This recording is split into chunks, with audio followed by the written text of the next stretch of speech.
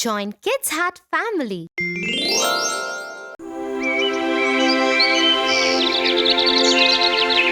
Tia, see, I got an A grade in English. I am so happy.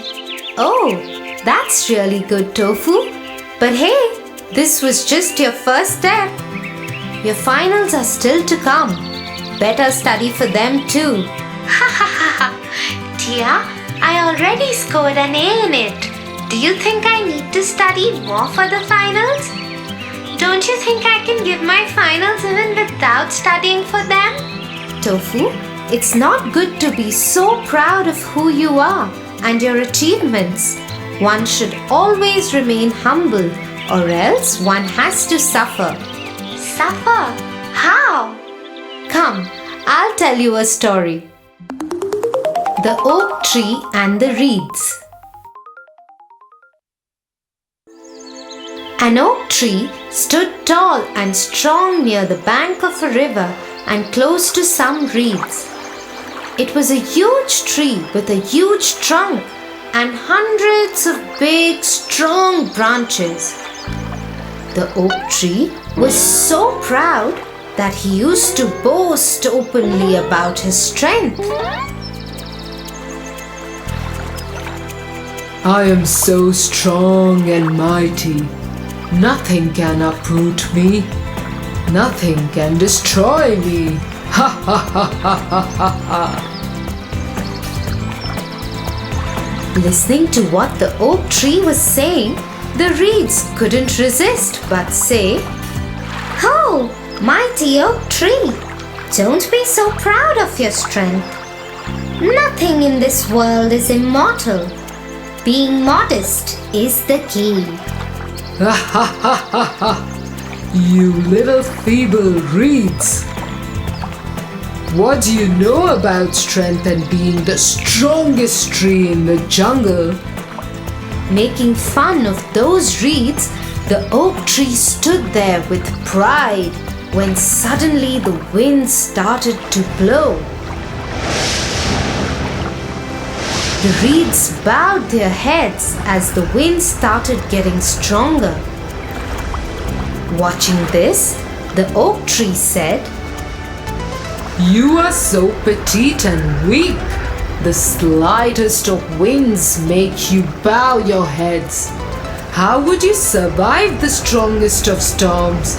Ha ha ha ha ha. Soon the winds turned into a hurricane, and the oak tree, standing straight with pride, continued to laugh at the reeds. Oak tree, you might be big and strong, but you need not worry about us.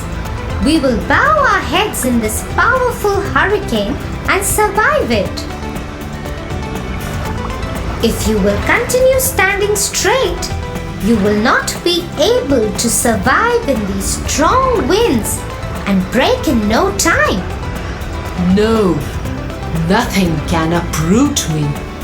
I am the strongest and will continue to stand tall and never bow down, no matter what. The winds got more furious, and soon the hurricane took its peak.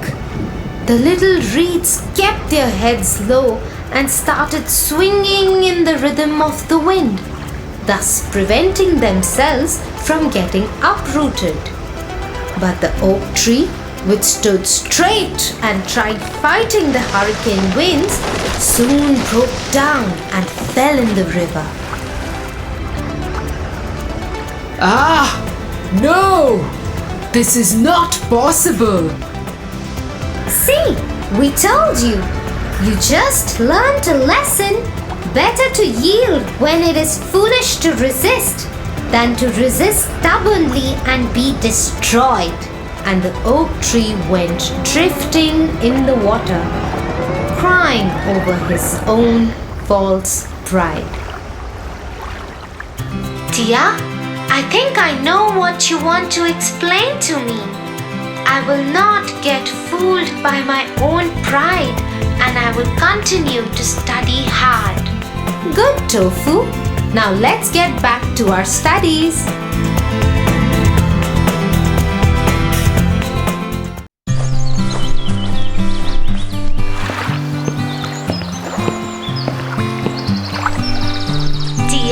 You recite so many stories to me that are full of morals, but you have never recited your favorite story to me. Which one is it? Tofu, that's true. I haven't yet recited my favorite story to you. Would you want to listen to one of my favorite story? Yeah. Jack and the Beanstalk. Once upon a time, there lived a widow with her only son, named Jack. Their times were really hard, and they were living in poverty for long. Jack was too young to work and earn money. All their house furniture and other belongings were sold off to carry on with their basic daily needs. Until at last they were left with a cow, who used to give milk every day, and that they used to sell off in the market to buy bread. One day, the poor old cow didn't give any milk. That's when Jack suggested his mother, I think we should sell off this cow and get a good return in bargain. So Jack left to sell off the cow in the market. On the way, he met a butcher. Oh, where are you going, Jack? I'm going to the market to sell off this cow for a good bargain. Oh, why take the trouble to go that far? I have a very good deal for you. He took out 5 strange-looking beans from his pocket and handed them to Jack. Jack looked little hazed as to what kind of good bargain it is. Oh my God! They are so beautiful. What do you call these? Beans, magical beans. If you plant them overnight, by the next morning, they will grow up and reach the sky. Wow! Mother would be so happy to see them. Thank you, Mr. Butcher. And off went Jack happily to his mother and showed her the magical beans. But to his disappointment, she only got angry at him and shouted, Off you go to bed right away. She threw the beans outside the kitchen window and into the backyard and went off to her bed, crying and weeping. The next morning, when Jack woke up, he saw outside his window, and to his surprise, he saw a great beanstalk reaching up to the sky. Oh my God! This beanstalk is so huge! I need to climb this up to see where it leads to. He climbed up and up and up till his home looked a mere spot on the ground. At last, the stalk ended and Jack found himself in a completely different place. But suddenly, a beautiful lady appeared and said, Hello, Jack. You don't know me, but I know you and everything about you. The castle you see there belongs to a giant who stole all your father's money and killed him. Your mother had kept this secret from you to protect you. He owes you, Jack. The lady disappeared in thin air. Jack kept standing there and thinking, He surely owes me and my family. Far away, where the road ended, he could see a huge castle. He went up to the castle and knocked on the huge door. A giant woman opened the door. She looked scary and howled at Jack. "What do you want?" If you please, ma'am, would you kindly give me some breakfast? I haven't eaten anything since yesterday. The giant woman, though looked cruel and ugly, had a kind heart and offered Jack a huge plate of English breakfast, but warned him, You must finish quickly before my giant husband comes back and eats you. Then suddenly there was a huge knock on the door, and the wife picked up Jack and hid him in a huge empty kettle. As the door opened, the giant entered and roared. Fee, fee, fo, fum. I smell the blood of an Englishman. Be he alive or be he dead, I'll grind his bones to make my bread. Nonsense! You're mistaken. It's the ox hide you smell. So he sat down at the table and ate the ox that his wife had served him as breakfast. After he finished, he asked his wife, Get me my money bags. He started counting his money, but he was so sleepy that he slept on the table. The whole room was roaring with his snore. Jack, taking an opportunity of this time, got out of the kettle, picked up the money bags and ran towards the door. Before the giant woke up, he climbed down the beanstalk and to his cottage and did not look back even once. He took a sigh of relief and ran to his mother. Mother, look what I got. We are rich now.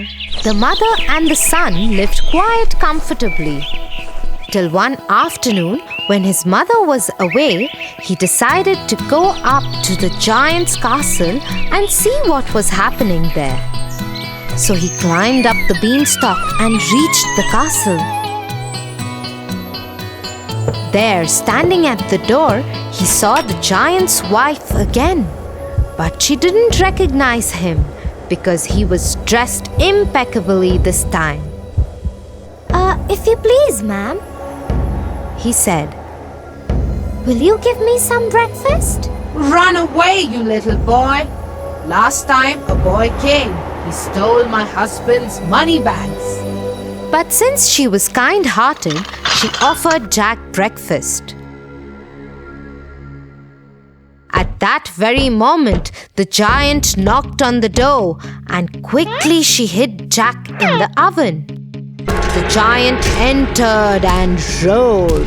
Fee, fee, fo, fum. I smell the blood of an Englishman. Be he alive or be he dead, I'll grind his bones to make my bread. But the giant's wife once again assured him that he is mistaken and offered him his huge breakfast to eat. After eating his food, he asked his wife, Get me my golden hen. The wife got the hen and the giant roared in his voice. Lay! That very moment, the hen laid a golden egg, and Jack was left amazed with what he saw. No sooner he saw the giant slipping into his deep sleep, and once again he came out of the oven, picked up the hen, and ran for the door. In the meanwhile, the hen began to cackle. The voice made the giant move a little, but he kept sleeping. Jack climbed down the stalk and went straight to his mother and gave her the golden hen. The mother and the boy were so rich that they had money greater than even what they could spend. One day, he was sitting idle. The thought of the beanstalk crossed his mind again, and he decided to climb it. No sooner he was at the castle, but this time he decided not to be seen and climbed the kitchen wall of the castle and hid himself in the oven. In came the giant, roaring louder than ever. Fee, fee, fo, fum. I smell the blood of an Englishman. Be he alive or be he dead, grind his bones to make my bread.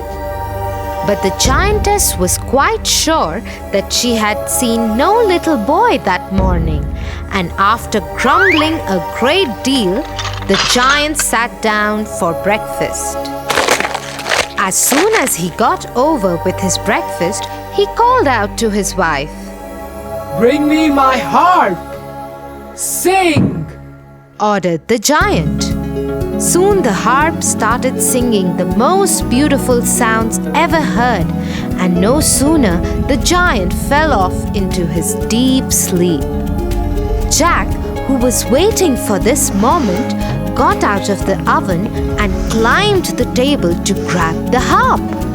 But as soon as he started running off with it, the harp started shouting, Master! Master!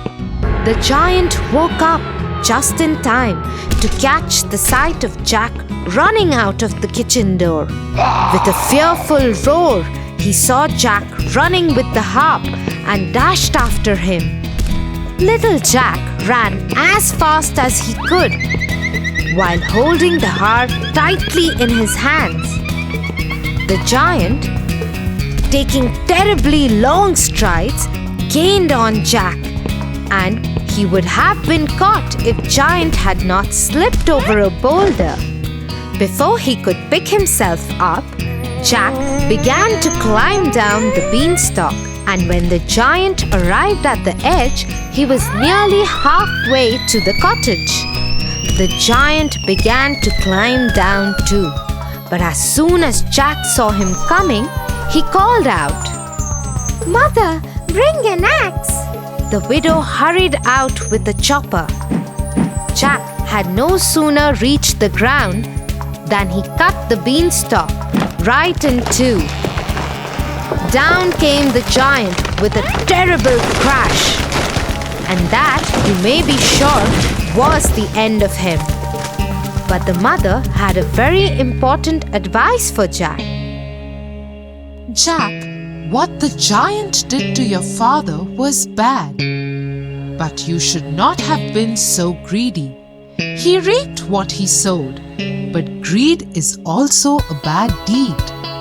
Jack agreed to his mother and promised to never be greedy again, and they lived happily ever after. Wow, Tia, that was such an adventurous story. Yeah, Tofu. And do you know why it was my favorite story? No, tell me. The story was about a brave boy who wanted to fight against poverty, and in a way, he got a chance to take revenge of his father too. But in the process, he forgot that harming the giant again and again was not ethical, and stealing from the giant's house was also against his morals. Oh, that's quite a heavy thought for my little brain. Ha ha ha! Let's go. We are late for dinner. Mom must be waiting. For your favorite rhymes, stories, and more, join Kids Hat family. Subscribe here.